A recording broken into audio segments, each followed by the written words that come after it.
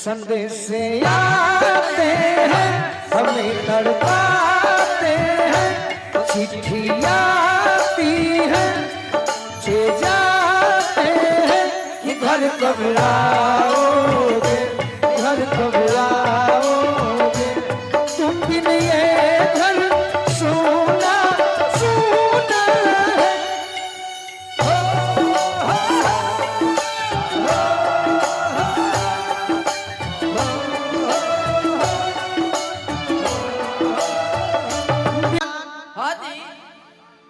कि शरीर में गोली लाग गई बा, गोली लगला के बाद उनकर जो मित्र बाड़े उनकर शरीर के अंग अंग चेक कैले, लास्ट समय बाचल बा तो हमें चिट्ठी लिखल बा कि ये संगतिया जब हमरा घरे जइह उससे पहले जे देश प्रेमी होई, जेकरा गर्व होई कि हम भारत देश के रहने वाले हैं, एगो जोर से जयकारी बोली कि पाकिस्तान तक आवाज चल जाए। बोली भारत माता की जय। देश के जवान के चिट्ठी लिखल बा कि घरे जब बजई हो अरे माई से बतई हो।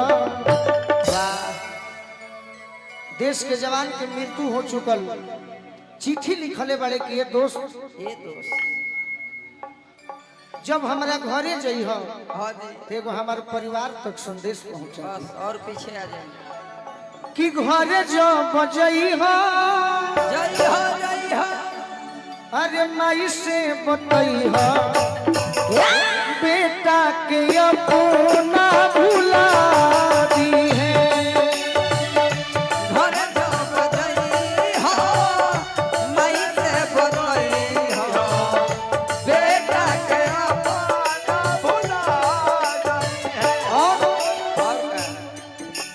वैसन जवान जेकर शादी ठीक हो गई, शादी के अपना बारात सजई है, शादी के अपना बारात सजई है, शादी के अपना बारात सजई है।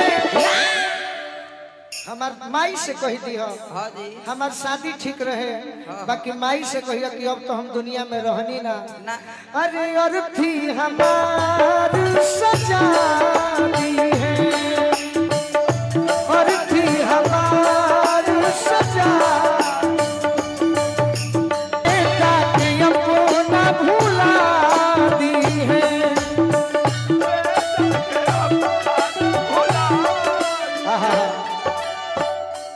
एक एक लाइन मेरे भाई सुनिएगा तो अच्छा लगेगा, क्योंकि हमारी भी एक पहचान बन सकती है आने वाले भविष्य में।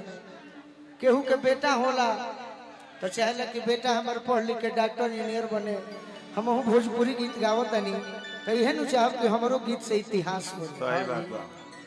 दोस्त लिखले बाड़े का हो असरे में बिछल होई अरे बाबूजी के अखिया खड़ा हुई बहिनिया लेके दुआरे पर रखिया। गार्जियन के बहुत बहुत आशीर्वाद मिलल। असरे में बिछल होई बाबूजी के अखिया खड़ा हुई बहिनिया लेके दुआरे पर रखिया, खड़ा हुई बहिनिया लेके दुआरे पर रखिया, खड़ा हुई बहिनिया लेके दुआरे पर रखिया।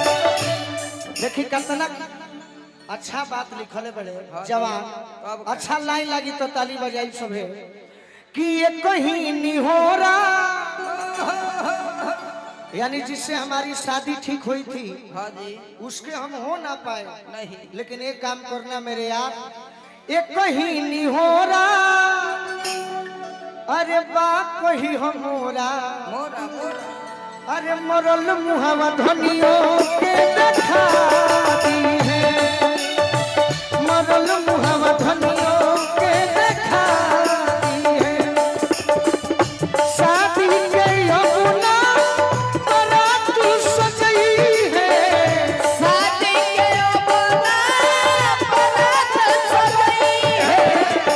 और थी हमार सजाती है, और थी हमार जहाँ डाल डाल पे सोने की ओ भारत देश है मेरा, ओ भारत देश है मेरा, ओ भारत देश है मेरा, ओ भारत देश है मेरा। मरलूम हवा धनियों के देहाती है, बेटा के अम्मा भुलाती है। अंत में बबलू भैया के बहुत बहुत आशीर्वाद सहयोग मिलल। क्या बात है। माई से कही है कि ये संगतिया हम तो नहीं खिए छोटे बाबा, छोटे एगो भाई बड़े, अरे घरवा में ऊ हवा कही दी हो देखी माई गोलुए के मुँह हवा, कहती है देखी माई गोलुए के मुँह हवा, कहती है देखी माई गोलुए के मुँह हवा। छोटे एगो भाई बड़े घरवा में ऊ हवा कही दी हो देखी माई गोलुए के मुँह हवा। कहती है देखी माई गोलुए के मुँह हवा, कहती है देखी माई गोलुए के मुँह हवा। दिलवा के अंदर से जखमी जितेंद्र के क्या बात है। भेंट हुई। दिलवा के अंदर से जखमी जितेंद्र के अरे नमवा हुआ जैसे मिटा